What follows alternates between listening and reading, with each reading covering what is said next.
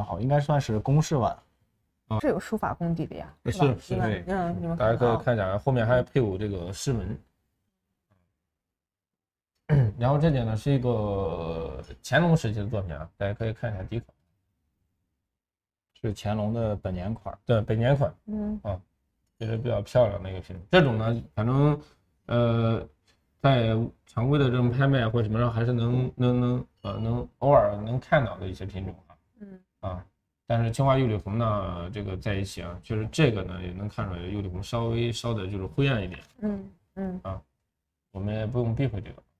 然后还有一条冲线，这里有一个老的这个金线，应该是有一个小颗啊，金线了一下。哎，但是乾隆时候这个风格，我觉得还是挺少见的吧？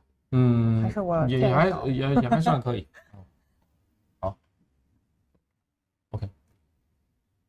好，大家可以看一下3少这件哈，多关注一下啊。好，那你讲下面这个。好，然后我们再讲一下这个。这是大盘子哈，这大盘子也是我们这期相对来说比较这个重要的一件拍品啊。雍正时期这个大盘，这个大盘其实大家一打眼就知道了哈。我相信镜头前很多室友啊一打眼就知道，这就是标准雍正仿永宣的。对但是它是民窑仿的哈。对民窑仿的。包括在3代时期啊，雍正尤其是仿这种永宣这种大盘。它是仿的比较相对来说比较质量也好，还是仿的这个尤其有一部分的这种仿品，仿的非常非常好的。对，有一些我不知道就有没有喜欢逛博物馆的一些朋友哈，反正我是经常就是有事没事我说爱去逛博物馆。我最大一个爱好就是到了当地，我不是说先去旅游或者先去什么当然找美食我也喜欢哈。就是我一般到一个地方，我就先搜当地博物馆。我特别喜欢逛当地博物馆，为什么？我觉得博物馆是你了解当地这个社会面貌、风土人情也好哈，还是这种社会变革也好哈，这个最基础的、最好的一个地方。哇，你真的是热爱是最好的一个地方，就基本上就没有之一啊。所以大家没事的话，就到一个地方，就除了旅游去上什么网红景点啊，或者什么网红美食打卡啊之外，我建议大家也去博物馆走一走。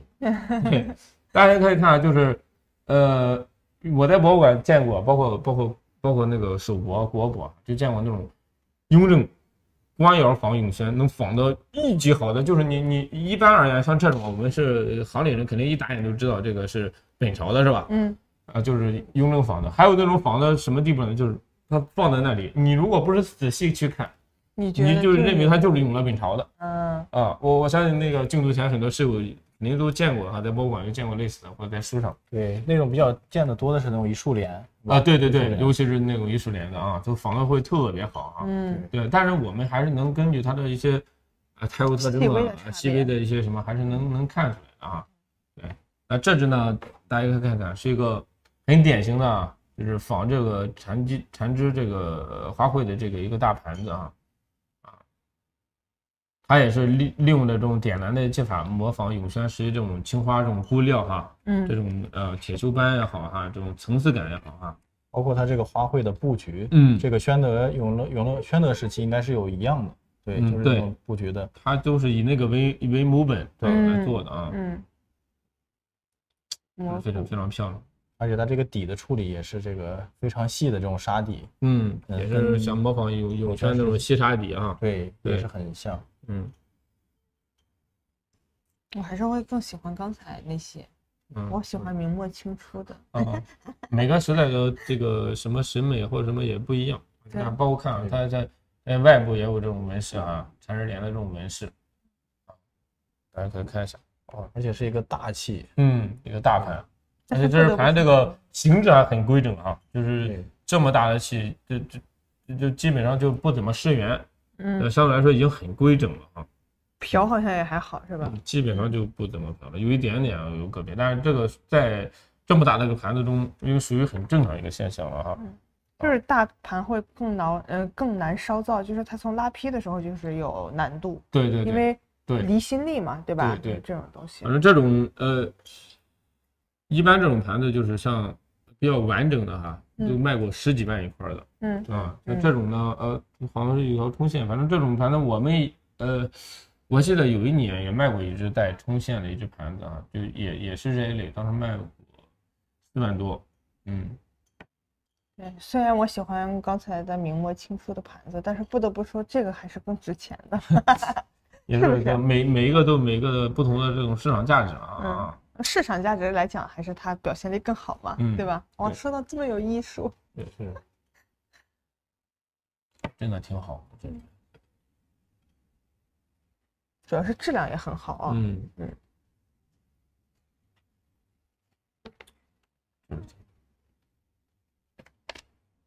大家自己看一下它的底部哈，你看一下。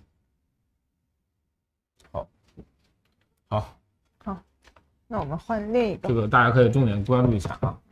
重点关注一下。对，这个市场价值表现好呀。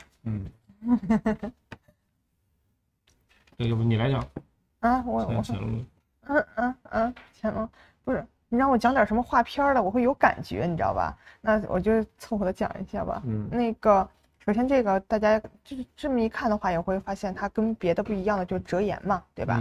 折颜的话，其实在我们身上来讲的话，它的工艺难度又稍微复杂那么一点点，是要比那种普通的就是它的那个撇口的呀那些都是要复杂一些，烧造难度呀各种的。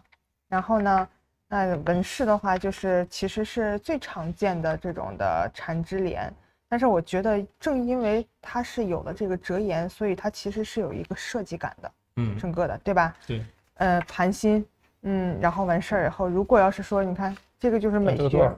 哦，多少号？这底下有26。26。26号。对，所以就是一个美学嘛。这样的话，你看它的主体纹饰就是在盘心展示了，对吧？然后这种的，我就觉得那会儿的一个疏朗有致吧。然后它是有设计的美学，其实是在里头的，表现出来。对。然后这种的话怎么说呢？就是你观赏也很好看。那其实。作为在家中，对吧？你上面盛放一些水果，对，有一些人家可能会有一些供奉，对吧？对，或者是作为摆设，其实都好看。上面放着，比如说佛手呀、什么石榴呀、一些瓜果，对吧？来人尊贵的客人来了以后，说来拿乾隆的来招待你，是。对，而且它这个布局也有那个模骨的那个，对，也有，但它这个就很有意思，不是像那个明确的模仿永宣，它这个呢有永宣的影子，也有加万的这个影子，对，而且呢，它加入了乾隆本朝的对它的那个纹饰的另一些概念，一些就是巴洛克风格的缠枝那种感觉，对吧？稍微借用西方的这种影响啊，对，所以就是它就是有自己的设计在，其实包括这些就是轮花什么的，对吧？对，这些就是还是都每一个还是有一个那个。然后就是也是像你说那个刚才天宇说的，它有仿苏麻林青的那个，有，而且还有模仿那个加万时期青花的这个特点和感觉，有点晕散，对，有点晕散，是确实是，也有加万，然后后面它是落了一个本年的款，本年款，对，大清乾隆年制，是的，对，这个也很难得。我前2天有一个老师过来，他就是从2年前他就开始着重收藏这些带本年款的器物。明白，他也专门看一下是吧？对吧？所以这也是值得关注的一个点。对，这个也很值得关注，因为它就是一个折颜大盘嘛，另一方面它还带着乾隆本朝款。对，是的，关键是这个纹饰的话或者怎么样，就是它也不是说是那种非常常见的那种常规的东西，对。就是刚才我们说的，我们这点确实挺值得关注。是的，而且这种图案化的东西很有那个官窑的这种官样。对，这种就我们俗称的叫民仿官嘛，民仿官。其实有一部分乾隆时期的这种民窑啊，在也在这个就是仿制这种官窑的一些画片和花样，甚至有一些质量还算挺好的。那我想问一下，谁去仿这些有钱人吗？这个可能也是他当时因为在乾隆时期，像这种的官窑呢，就算是官窑，它其实有一个词儿叫缴获，就是官窑中生产的画的不太好的东西，也是可以流入民间的。对，因为它这种画片，它不是画的那种什么五爪龙呀，或者是黄釉的那些东西，老百姓是可以用的。对，所以有一些达官显贵，他看到那些官窑就会有一些购买的这种需求。对，所以当时有一些很好的这种民窑厂，他有可能会拿这个一些官窑来这个仿制。那皇帝知道吗？是允许，是允许的。他在对，就刚才而且当时这个乾隆对这个唐寅有一个批示，就是到后期好像就连五爪龙都可以了。对，它是有记载的。对，就乾隆对，当时这个唐寅问过这个乾隆，对于这些东西该怎么办？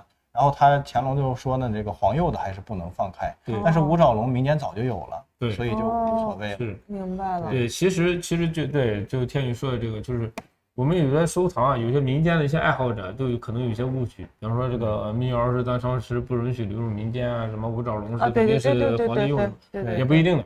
对，民窑你也能看见五爪龙，是也是有的，就是大家一定要把这个误区什么，其实明清两朝这个瓷器管理比较严格，是明朝比较严格。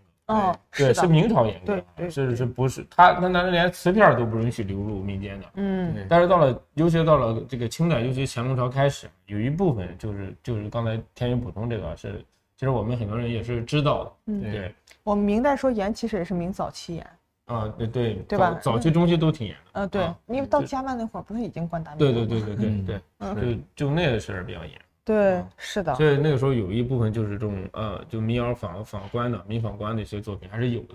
对，甚至还有一些作品，我们现在就说到底是官窑还是民窑，我们也分不清。就是甚至在这个市场上一些行家里称为一些二级官的一些作品。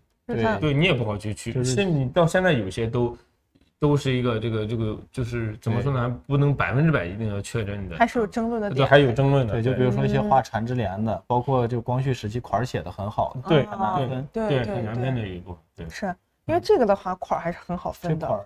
对，但是这款在民窑中已经算写的很好的了。对，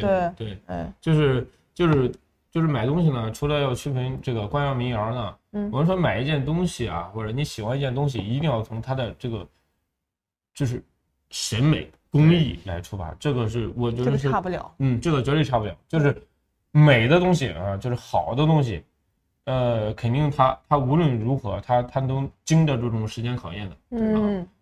就是昨天预展的时候，一位这个北京的一位老先生啊，这个反正他告诉我说，他是在胡同里啊跟我聊了一个10几分钟，就说这个，他说他家里有点东西怎么着，然后呢就说或者破了他那个什么以前老邻居什么的可能有点东西啊，就说这个东西是不是越老越值钱？我说不，我说这个东西啊不是越老越值钱，大家一定要走出这个误区哈。对，它是越好越值钱。对，它跟年代没有什么确切的一个一定的关系，它有一定关系，但只是说在某些层面上有关系，但是说不是必要关系，它没有正相关。对，东西肯定是越好越值钱，无论这个东西就是哪怕是新石器时代的，还是说它是当代的，哪怕就这2年的，它只要是好的东西，它肯定才会有好的价格。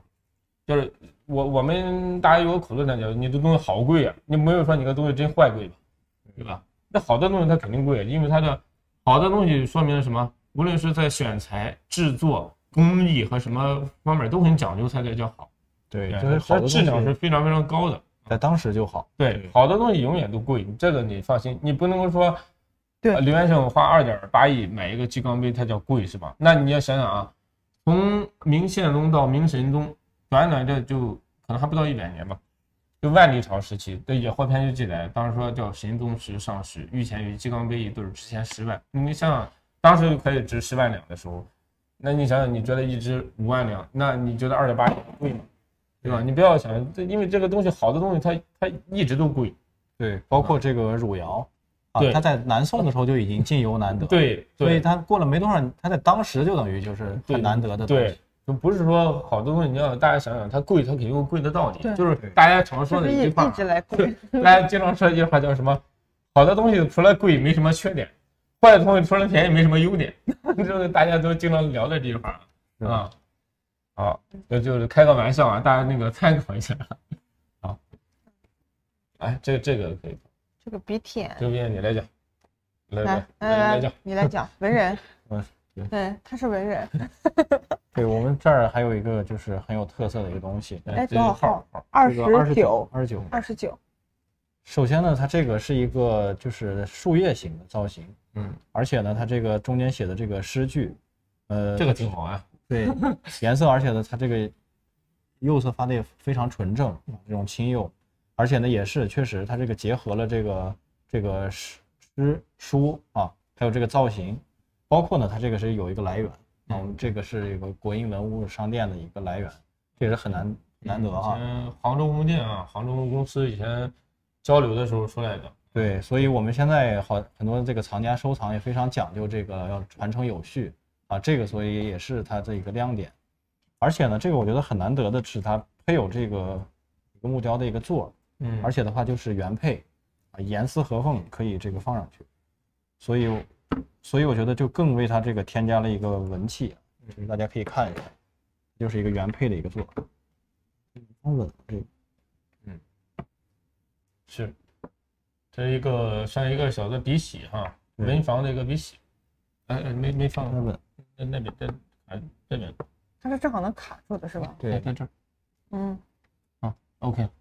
对，我看好多笔洗，然后都要他们都是设计的是做这种的那个底座，一个座儿，对，包括那种桃形的，对，桃形的都会有个座儿衬托一下。对，而且都是做的这种的，就是那什么的，是非常复杂啊。是的。这首诗叫什么？叫看一下，月明林下美人来。对。月明林下美人来哈，有一首诗，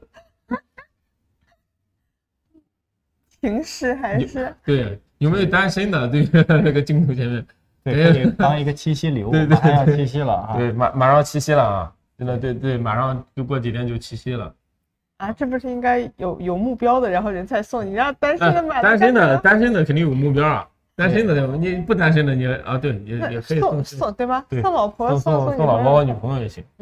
而且是一个案头可以陈设的一个。对，月明林下美人来。你看，你就买下来以后多有新意。你说我把古人的定情信物。说实话，这个这首诗虽然就这一句还挺浪漫的，很浪漫啊。对，是，就这还是一首真的是情诗哈。对呀。就是这个月朗星稀的时候啊，在林中相会啊，对，很浪漫，就是浪漫啊，比较适合这个符合七夕的这个场景。对，符合七夕这个场景啊。适合做定情信物吗？可以。对，就像刚才这个天宇说的一样，这种有来源传承哈，就是很多这个一些新的一些藏家在步入这个就是这个收藏的时候呢，就是很多的这种疑虑啊。然后我见过很多这种就是想进来的哈，想买，但是呢他又不知道如何下手的时候呢，我曾跟他们有讲过3个建议。第一个建议就是叫买文公司库书啊，对，就是老库书，你也不用考虑新老的，就这个东西你不用考虑新老，就价格嘛，然后你就挑自己喜欢的，然后价格 OK 了就行。就是它基本上就是文公司老库出的东西，基本上是保证你买的东西，就是对，基本就是对的，你也不用考虑什么新老之类的哈，这个你就放心买。你要是说这个资金还 OK 的话，你可以放心买。那第二个我说呢，就是买这种传承啊，就是比方说一些著名的一些藏家或者收藏机构当时这个鬼藏后来释出的东西，名家地藏的，对，叫所谓的名家地藏也可以那第三个呢，就是第三一点呢，就是你要找靠谱的这种古玩经纪人，对然后这个一定要是靠谱的专业的帮你去筛选。这个其实像西方啊港台地区哈，包括中国的港台地区，它可能以前是有这种经纪人制度的，那国内这种制度呢，一直还没有一个很完善。对那最后除了这3点之后呢，就第4点，我觉得也是最难的一点，就是你自己要练就一个非常高超的这个眼力。但是这点我觉得对于有些不是这个行业的人，你现在来进入来学习，就要耗费非常大的时间精力或者学习成本除非你要把前面先做好功课才行。而且没有捷径呀。对，这个没有捷径，你不可能说你刚进来了，你想1年的时间赶上别人10年的这个经验，那不可能。对，没有关系，我们公司啊这么多，你可以找我们公司把关。反正就是就是包括我们公司也好，我也不是打广告啊，我们筛选还算在我觉得在我们行业这个拍卖行中还是有一定的这个信可立的，包括什么嘉德呀，保利啊、成轩啊、大益啊，那么这几家公司啊等等啊，还有这2年新兴起的什么中友啊，对吧？啊，还有博美啊等等啊，这几家公司就是可能其他公司我一时没有提到哈，就等等，就是还算是在中国前10几20名。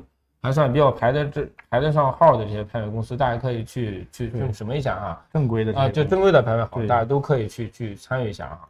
不过我们还是相对是比较严的啊，对，不是还要商业互捧。我突然没有，我再插个曲，我爸叫刘月林。那你要买了是吧？赶紧给叔叔打个电话啊。对，而且这种东西它是非常适合我们小白啊，就刚入行的人去买。对，比较好玩。对，确实是。好，我们讲一下一部分单色釉嘛。这个这件啊，68号，68号。这个呢是一个乾隆时期的这种瓜棱形的小橄榄尊啊，这个也算是在这个乾隆民窑里啊比较这个典型的一个器型。像这种呢，就是它有这种单色釉的。那还有一种呢，就是大家经常这个走拍卖或者是喜欢这个收藏的朋友能看到，还有这种就是加粉彩的，在这个器型上加粉彩的，这个在咱们故宫博物院那个收藏的那个民窑的那本书里啊，也好像有三册是吧？我记得对，有1、2、3那本。这种盘子比较多啊。对，包括这种橄榄尊啊，这种瓜棱型的，也能找到这种相类似的。对，其实我们现在都可能统一定到这个乾隆时期，以前还有这种还定雍正的。确实，对，确实有点是，对，以前的时候会定到雍正。对，而且就是这个加粉彩的，我个人反而更喜欢纯色的。其实我也加粉彩的，我更喜欢那种白釉的那种纯白釉的。纯白釉彩，对，像这种的话，我就觉得就这种纯色的非常好。对，而且因为这种非常耐看，造型非常的这种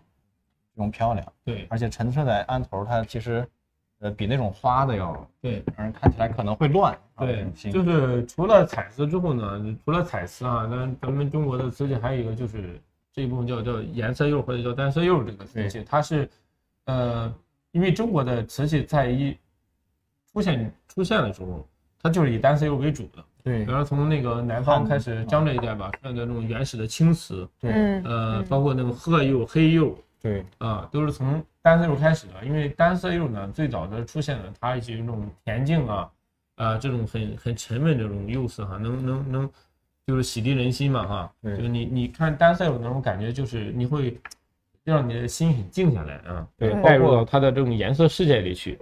是，包括我们这个都知道，这个审美最高的这个宋代。对，然后这个民间和这个官方是2条路线，官方就是单色素色为主，包括我们5大民窑，基本上全是这个。几大窑系也是，对，八大窑系啊。当然民间的它的这个带画片的也是另一种审美，对。但是你看官方的，它都是欣赏的。基本上主流都是以这个单色釉为主。是，你看无论是关阁钧定哈，还是什么龙泉建窑、耀州这个。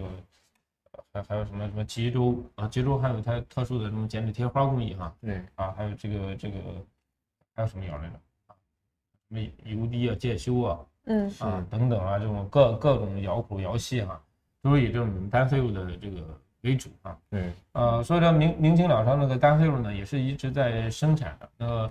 在这件呢，我们可以看看乾隆时期的这只小橄榄尊或者叫橄榄瓶，它还有这种出金刮棱的这种工艺在里面，它是在更复杂。对，在制作上呢也是比较繁复的，下功夫了。然后包括青釉瓷也是，因为中国瓷器产生最早可能就是青釉瓷为代表，一直也是中国传统的一个单色釉的一个比较有名的一个品种。那青釉呢，后来发展到这个除了5大民窑之后，还有这个龙泉青釉，也比较有名然后就。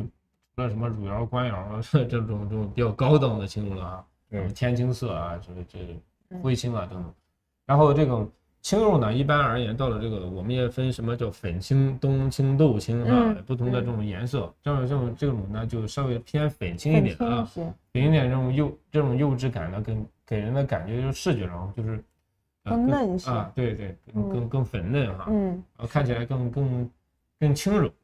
视觉入眼的那种感觉啊。对，这个发色非常好，而且它这个出晶呢，就是使它颜色有这个浓淡的变化。对，它就是整个的这个这最早以立体感前是前我忘了是18还是几年，咱们公司4G 出来的，最早的时候也是好几年之前了。对啊，而且大家就是有些人可能就比如说步入这个里头的啊，他不知道就是说觉得可能说哎单色的东西好烧，其实不是。你看着画片的它，这个其实对于它施釉的薄厚，对吧？对。然后包括这个，因为它往它施的时候，这个釉会流，其实就是它的这个像你说的这个薄厚呀，然后包括每一个施的均匀呀，这个东西都很考验对整个的。其实颜色釉啊，它跟那个彩色不一样，颜色釉说白了就2个点，一个是形，一个是色。这就这2个，就是颜色釉的东西，它最形是非常讲究的。是的，因为如果你形不好，你照什么釉，对，你感觉也没用。对然后第一的是形，第二就是釉要美，就是它是一个形釉这种结合，就是我们都说单色釉的审美吧，算是这个审美的最高境界了。因为彩瓷呢，你是通过它的这种绘画语言或者是线条语言，你可以比方说它直接能画工，对，包括它的画片儿。你可以直接比较具象一点，能体会到作者的这种用意。你可以直接通过这画片能感受，比方说他这是讲激情山水啊，还是抒发我心中一些什么，包括还有一些带诗文的哈，等等，他是能看出来，比方说他是有什么吉祥寓意啊，是加官进爵呀，对，还是说指日高升啊，对，还是说我这个就是激情山水啊，对，等等啊，还是渔樵耕读啊，都能看出来。所以往往是我们就刚入行的一些朋友会更喜欢这个青花或者是带画片的彩瓷，然后他审美一步一步提高之后，到了一个境界之后，他会就是喜欢单色釉。对，是这样，就是一般有画片的东西啊，是你属于跟作者对话，对，单色釉的东西属于你与自己的对话，因为单色釉这个东西你是没法去衡量的，每个人的心境是不一样的。比方说你看这东西，你是想到什么？我们上到哲学了吗？啊，你是想到什么？是跟你自己有关的，你没法体现是作者当时那个用意的。对，他的那个是审美境界和什么是完全不一样的啊，可能每个人看是不同的感受。是，是的。还有一件这个也是青釉，对，这也是一件，这是32号，32号，然后这个跟那个颜色比较像啊，然后这个很难得，这个是官窑的，对，而且这个是乾隆官窑的一个杯托。它原来应该是还配有一个这个小杯子，粉金的小杯子。对，这个颜色发的也非常好，也是粉青釉，非常好。这种还有能见过那种就是乾隆仿那个家饭的那种致远堂那种杯托，也是有那种的，是相同形制的。它这种形制，而且还有别的，比如说带压道的，对，然后各种都有。对，那种压道加矬红彩的龙的，对，所以这个呢是一个单色釉，而且呢它是一个就是乾隆官窑，就是这个有一个小颗，所以也是很值得关注，而且它这个颜色发的也非常的这个匀净。对。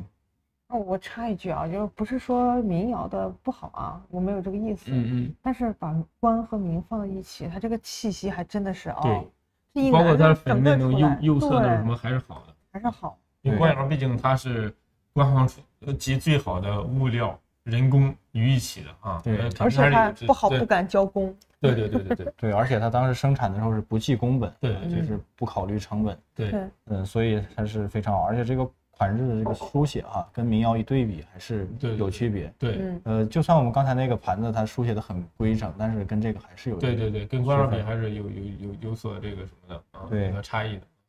对，而且这个来源也是就是几年前是这个国内某大牌拍出来，当时就拍出来就是2万5，所以这个当时价格也不低。这个本来就很好，现在也是一个本场一个，我们虽然是网拍啊，但是我们就是在遴选拍品的时候，也不是说就是随便什么都上啊，我们也是要筛选。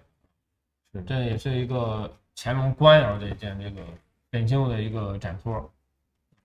颜色，你看这个粉嫩感，官窑中它就做的更加的这种细致了，是有的这种匀净度啊，对，而且厚润，像玉质感，对。给大家稍微再展示一下啊，啊，乾隆冠上的这个粉青肉展托哈，大家重点关注一下，乾隆官窑哈。对，清3代应该乾隆的时期是瓷器生产的一个顶峰。对，要重点关注。现在这价格也太便宜了吧？现在还没到这最后，很多人都。